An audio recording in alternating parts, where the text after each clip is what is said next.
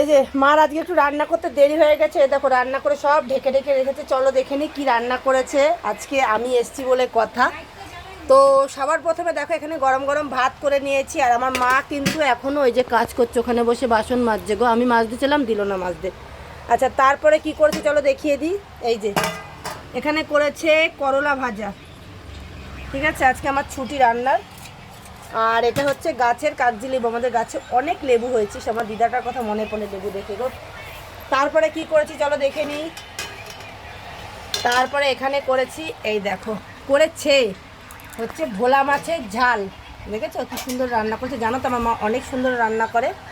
তো এখানে করে নিয়েছে ভোলা মাছের ঝাল, আর এটা হচ্ছে এঁচোড়, যার মধ্যে মাছের ডিম দিয়েছে, মাছের ডিম দিয়ে এঁচোড় রান্না করেছে, দেখেছো দারুণ হয়েছে এঁচোড়টা। আজকে মাছের ডিম দিয়ে প্রথম আমি এঁচোড় খাবো। তোমরা কি কখনো মাছের ডিম দিয়ে এঁচোড় খেয়েছো? আর তার সাথে করে নিয়েছে এই যে চাটনি। তো আজকে রান্নাগুলো কেমন হয়েছে অবশ্যই কমেন্টে জানিও। দারুণ হয়েছে, দারুণ।